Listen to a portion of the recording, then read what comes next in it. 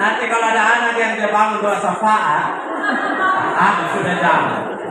Jadi cukup jam pertama yang berdoa, terus nanti jam terakhir itu cukup. Jadi itu bukan kita tidak mau berdoa tapi proporsional lah ya. Proporsional. Kita tidak sedang di kedua doa, kan kita di kelas. Berbeda toh. Oke, ini sudah, baru kita pindah ke komponen terakhir. Assessment.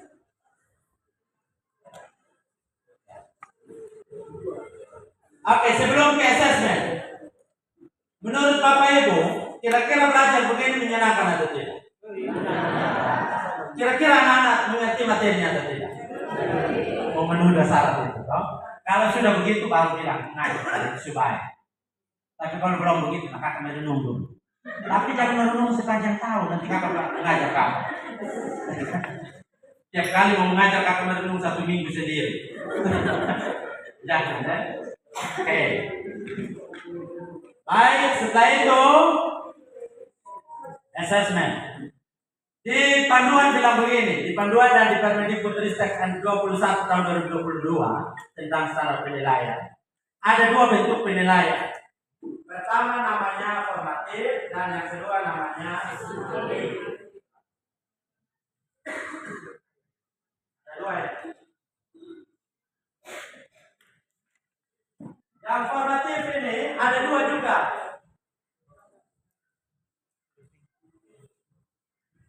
Ada namanya formatif di awal pembelajaran. Ini yang kita sebut assessment diagnosis. Dan ada yang kedua namanya formatif dalam proses pembelajaran.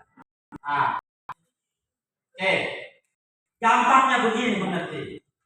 Formatif dalam pembelajaran assessment itu kan yang kita tanya. Masih ingat assessment diagnostik itu gabungan antara apa dan apa? Dengan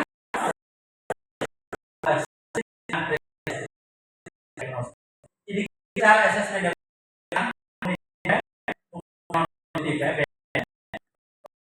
di kelas. Kalau itu berarti kan ini harus ada pertanyaan. Ya. Pertanyaan pretestnya adalah materi. Sedangkan apresiasinya adalah materi sebelumnya yang ada kaitannya dengan materi hari ini. Kalau begitu materi hari ini tentang apa? Penelitian. Apa itu penelitian dan langkah-langkahnya? Oke, itu pretestnya kan? Kita sudah ada pertanyaan sudah. Yang mana? Ini 2 tadi ini. Ini 2. Sesuai dengan indikator toh? Berarti ini tinggal saya copy, saya kasihkan ke sini. Ya. 1 dan 2. Tapi ini baru pertanyaan yang untuk materi hari ini.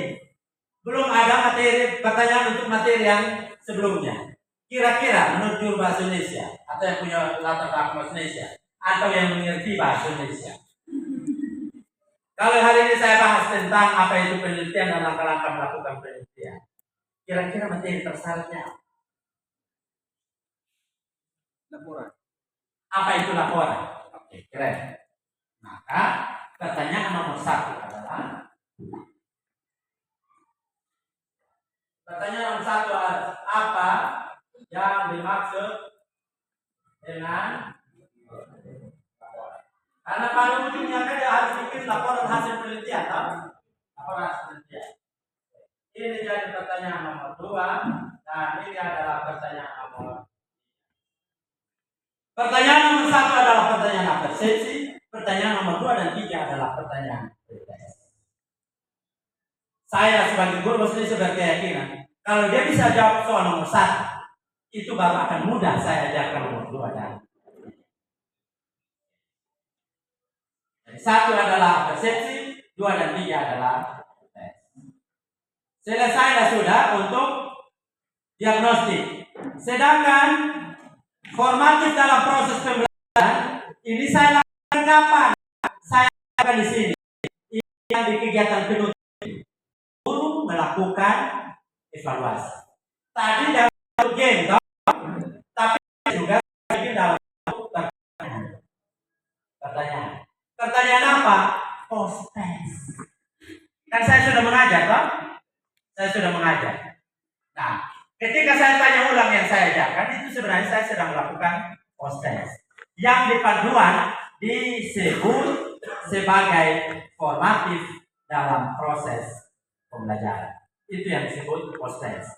Kalau begitu, pertanyaannya sudah ada atau belum? Sudah ada atau belum? Kan tanya materi hari ini, sudah ada atau belum? Sudah. Sudah, yang mana? Dan 1, 2, 3 ini?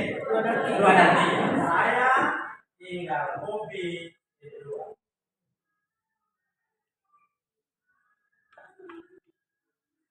Lagu ini memang saya rasa sendiri cinta mau babu ya.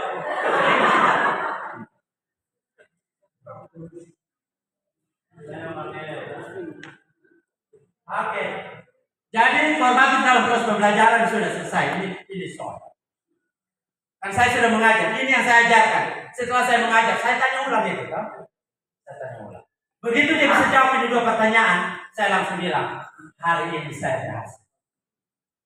Karena ini indikator untuk hari ini. Oke. Sudah, assessment formatif selesai. Kemudian sumatif. Sumatif itu ada 3. Ada sumatif tujuan pembelajaran, ada sumatif tengah semester, ada sumatif akhir semester. Saya ulang, sumatif itu ada 3. Ada sumatif TP, tujuan pembelajaran, ada sumatif tengah semester, ada sumatif akhir semester. Sumatif TP itu kan sama dengan KD, toh? Kurang lebih sama dengan KD, ya. Yang kita mengerti sederhananya dengan BAP, tapi ingat tidak sama dengan judul BAP, beda karena kurikulum kita berbasis kompetensi, bukan berbasis konten. Oke? Jadi kenapa saya sebut BAP? Supaya pulang jelaskan ke guru-guru itu lebih gampang dipahami. Oh iya ya, TP itu kayak BAP. Tetapi kalau BAP yang dulu itu tidak ada kata kerja. Sekarang itu karena TP maka ada kata kerja. Kata kerja itulah yang kita sebut kompetensi. Oke? Ya. Jawab kakak ya. Oke. Nah, sumatif itu ada sumatif TP, ada sumatif TS, tengah semester, ada sumatif akhir semester. Gampangnya sumatif TP itu sama dengan dulu kita ulangan KD. Selesai 1 KD kita ulangan. Itu yang kita sebut sumatif TP. 1 TP selesai saya ulangan disebut sumatif TP. Dulu kita ulangan tengah semester kita sebut PTS, kan? Sekarang kita sebut sumatif tengah semester, STS. Dulu kita ada pas penilaian akhir semester, sekarang kita sebutnya sumatif akhir semester. Nah, dalam konteks modul ajar yang akan kita tulis adalah sumatif TP. Selesai 1 TP, saya ulangan. Itu namanya sumatif TP. Nah, yang ini pertemuan keberapa? Pertama. Untuk TP yang ini berapa pertemuan? Ingat tadi di ATP-nya? 4. Berarti saya sudah boleh ulangan atau belum? Belum. Karena saya belum ulangan, maka di sini saya tulis. Karena ini baru pertemuan pertama. Nanti di pertemuan keempat, baru saya isi dengan soal untuk semua indikator pada TP yang bersangkutan. Selesai untuk bagian ini. Nah, kemudian ya, saya di assessment diagnostik itu kan akan tanya, tahu itu laporan. Kalau dia masih gelap mengenai apa itu laporan, kita omong penelitian akan tambah gelap. Oke. Maka terhadap mereka saya ajar dia itu apa itu laporan dulu. Selesai baru kita omong penelitian. Tapi bagaimana kalau saya di awal tanya apa itu penelitian dia sudah tahu. Langkah-langkah melakukan penelitian dia sudah tahu. Terus saya bikin apa? Yang harus saya lakukan apa? Melakukan penelitian. saya tambahkan satu bagian sini.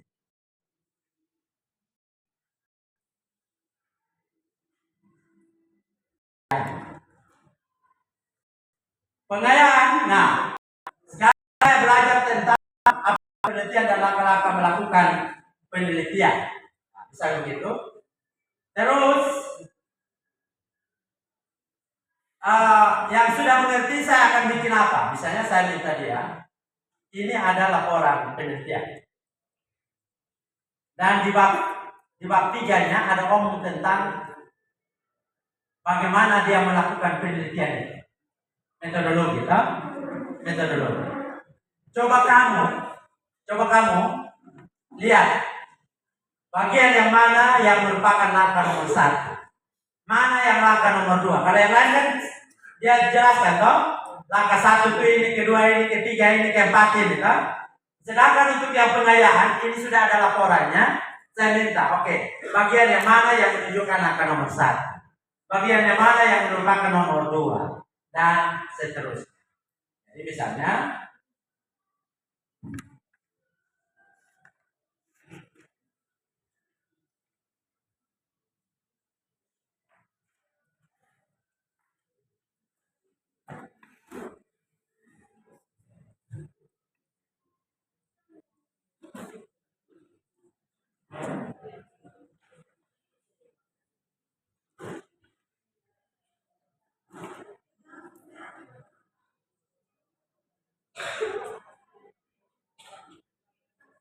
ini untuk yang saya belum jelaskan, dia sudah mengerti. Terus misalnya ada guru bilang, saya tidak bersiap itu, saya mana dong, pasti tidak bisa. Kita guru tetap siap. Bahwa dipakai atau tidak, urusan lain. Oke? Misalnya begini, saya ajar perpakatan tadi, tahu? Saya tetap siapkan materi untuk perkalian karena itu prasyarat. Begitu saya lakukan asesmen diagnostik, ternyata anak-anak saya semua sudah bisa perkalian. Berarti kan saya tidak perlu ajar perkalian, toh? Tapi materinya tetap saya siapkan. Siapa tahu. Dipahami ya? Jadi saya siapkan saja bahwa dipakai atau tidak urusan lain. Termasuk untuk pengayaan. Oke, selesai sudah modul ajar. Modul ajar selesai. Nah, seperti yang kita tahu, ciri dari kurikulum Merdeka itu tadi, kan ada asesmen diagnostik, ada pembelajaran berdiferensiasi, dan ada P5, kan? Ya, masih ingat soal kamu tadi pagi. Nah, untuk asesmen diagnostik dan pembelajaran berdiferensiasi, itu harus terlihat di harus tambah. Mari kita lihat, apakah ada asesmen diagnostik? Ada atau tidak? Ya. Ada. Oke. Kemudian, apakah ada pembelajaran berdiferensiasinya? Ada. Di mana? Di PES. Yang mana? Di produk tadi. Ya. Jadi hasil diskusi mereka ditampilkan dalam bentuk video TikTok, dalam bentuk lagu, juga dalam bentuk apa? Tulis di kertas. Itu berdiferensiasi yang produk. Apakah ada berdiferensiasi proses? Oke, sebelum ke proses. Berdiferensiasi di konten atau di materi? Ada tidak? Bagi mereka yang lambat, apakah ada materi mundurnya? Ada? Yang mana? Yang tanya dia tentang apa itu laporan. Ya. Bagi yang cepat, tanya apa tadi? Yang ada pengayaan. Berarti itu berdiferensiasinya di konten. Di konten. Di konten. Yang diproses itu berkaitan dengan gaya belajar, toh? Gaya belajar. Gaya belajar itu kan minimal ada 3. Ada yang auditori, ada yang visual, ada yang kinestetik.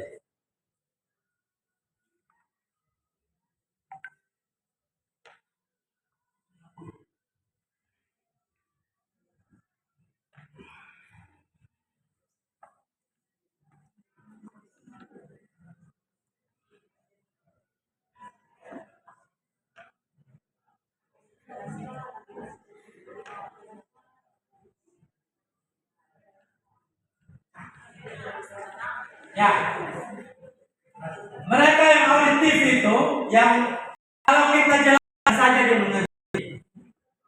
Guru jelaskan dia mengerti. Yang visual kita sudah jelaskan bola balik dia tidak mengerti. Begini cara melakukan asing dia tidak mengerti. Gambar baru dia bilang ternyata gambar ibu yang ngomong taruh putar. Kita yang ngomong putar, dia yang belajar visual. Dia lebih gampang mengerti kalau ditunjukkan gambar, carta, skema, diagram, animasi, video. Itu dia akan lebih gampang mengerti. Mereka yang visual. Mereka yang kinestetik itu yang kalau dia masuk kelas 5 menit pertama dia masih duduk santai. Menit ke-6 dia mulai geser dari kursi, mulai buka pokoknya. Kakak mengajar baru 10 menit dia sudah izin ke kamar mandi 15 kali. Karena dia tidak tahan duduk lama. Itu mereka yang kinestetik dan itu tidak nakal. Saya ulang, itu tidak nakal. Memang dia gaya belajarnya seperti itu bisa duduk lama. Yang kinestetik itu yang waktu kuliah kalau di zaman kita mau ujian semester itu dia pegang buku keliling kebun, keluar kamar, masuk ruang tamu, keluar keliling di rumah, itu bisa duduk lama belajar. Itu kinestetik. Itu yang kinestetik. Dan itu tidak nakal, memang gayanya begitu. Karena itu guru harus menyiapkan pembelajaran yang bikin dia bergerak. Suruh bentuk kelompok, diskusi dengan pasangan, diskusi dengan ngomong, pokoknya aktif lah gitu. Jangan sampai suruh dia diam mendengarkan. Itu kinestetik. Karena kalau dia diam mendengarkan, dia tidak akan tahan dan dia hanya akan jadi duri di kelas. Dan kakak akan marah pada akhirnya. Dan terakhir dengan kakak tanya, nama siapa, paham siapa? Sama kelupung bapak. Bapak juga dari sini dengan ibu. Oke. Nah, jadi kalau ketemu anak yang kinestetik itu perbanyak praktikum, perbanyak menggunting, perbanyak menggambar, perbanyak kegiatan fisik. Kegiatan fisik kan sama-sama kayak tadi toh, menyanyi hampar-hampar pisang tuh. Nah, itu dia senang sekali. Mungkin dia salah-salah tapi dia senang. Paling tidak dia senang dulu. Itu untuk menolong yang kinestetik. Nah, menolong yang kinestetik tadi itu yang tadi menyanyi tadi di sini di game Hot Potato, menyanyi menolong visual itu yang suruh nonton video YouTube itu untuk menolong yang visual. Anak-anak yang visual itu biasanya rapi. Tapi dia tidak mau pakai rok warna sembarang dibanding bajunya. Dia harus senang. Kalau nanti dia sudah jadi guru dan pakai kuteksnya itu harus senada dengan bajunya. Itu dia akan perhatikan sekali. Mereka yang visual itu begitu. Kalau dia ada yang pinjam pensilnya itu, dia akan berusaha segera kasih kembali karena dia mau taruh kembali di kotak. Itu mereka yang visual. Sungguh teratur. Kita kalau ketemu orang begitu tuh pokoknya kita stres karena dia teratur sekali. Yang kinestetik akan stres. Yang kinestetik itu yang dia datang sekolah, dia pun buku itu sudah tidak ada kulit. Itu tidak ada lagi dia pun kulit, hanya isi saja. Dia pun poin juga hanya isi. Terus baru dia guling taruh di belakang jalan. Itu kebanyakan dia tidak terlalu peduli dengan penampilan. Tapi tidak selalu mereka itu bodoh. Mungkin dia punya kelebihan di kursi bola. Mungkin dia punya kelebihan di menyanyi, main gitar. Oke. Ada yang penampilannya amburadul, tapi kalau main gitar tuh, dapat nona lebih gagah dari Anda. Pulang. Karena ada nona yang suka, orang yang suka yang tahu main gitar. Kakak ganteng tapi tidak tahu main gitar, apa yang pas-pas. Contoh.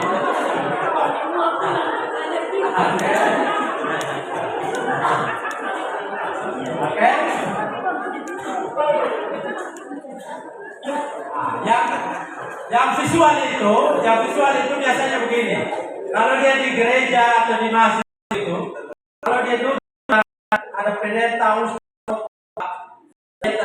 itu dia berdiri.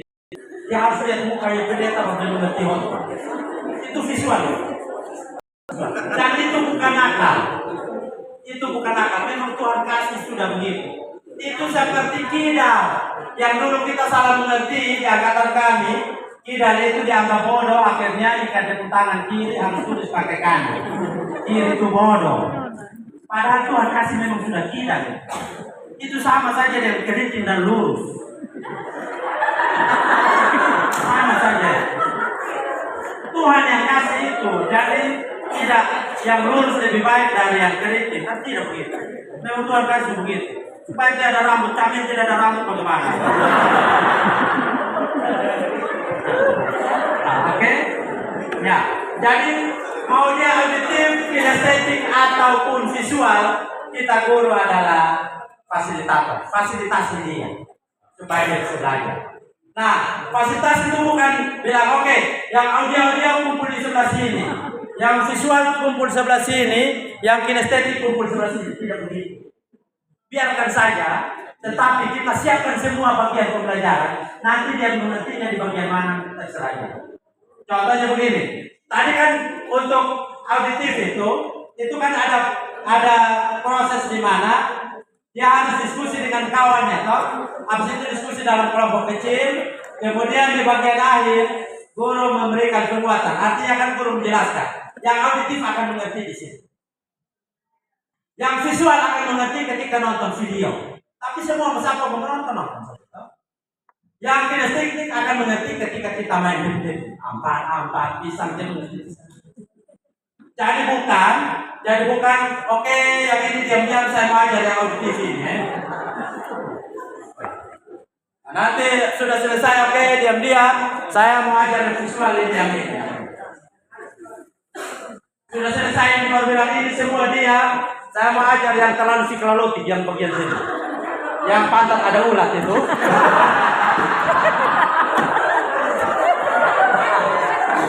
Yang kinestetik itu. Kalau kita sudah marah kan biasa kata-kata mutiara keluar. Sakit kepanasan. Kamu tidak sedih. Padahal anak-anak menderita sekali berulang. Oke, tidak begitu. Kita seperti di rumah makan prasmanan. Siapkan saja semua makanan, terserah suka yang mana. Oke? Terserah suka. Itu yang kita lakukan di kelas. Itu yang disebut berdiferensiasi. Berdiferensiasi. Jadi berdiferensiasi itu memperlakukan berbeda, baik di konten atau di produk atau di proses. Nah, kebetulan di sini tiga muncul, toh? Kalau Bapak Ibu bikin salah satu muncul saja sudah berdiferensiasi. Jangan paksa tiga harus muncul. Satu saja muncul sudah berdiferensiasi. Salah satu boleh, salah dua boleh, apalagi salah tiga pasti jadi boleh. Oke, itu berdiferensiasi. Nah, pengayaan di bagian sini untuk mereka yang sudah bisa itu bukan suruh bahas materi berikutnya, bukan. Itu akselerasi namanya. Pengayaan itu materinya sama, tapi dibahas lebih dalam. Diperkaya, kan? Jadi bukan, oke, karena kalian sudah mengerti, maka kalian belajar materi berikutnya. No. Pengayaan itu perdalam atau perluas. Ya, lebih dalam. Misalnya tadi bahas klasifikasi makhluk hidup, yang lain hanya klasifikasi batu, rumput, belalang, kupu-kupu, kayu kering. Khusus untuk yang pengayaan, oke, ini ada terumbu karang. Coba kalian baca di buku, terumbu karang itu termasuk makhluk hidup atau bukan. Kalau lihat sepintas dia akan bilang bukan makhluk hidup. Dia setelah dulu baru akhirnya akan bilang, oh, terumbu karang itu seperti batu, tetapi sebenarnya dia makhluk hidup. Itu pengayaan, ya. Jadi beda dengan akselerasi. Baiklah, terima kasih tepuk tangan semua. sekarang setelah mendengar penjelasan panjang lebar saudara-saudara, silakan bikin satu pertanyaan. Ya, Anda masih abu-abu mengenai KTP, CPTP Anda.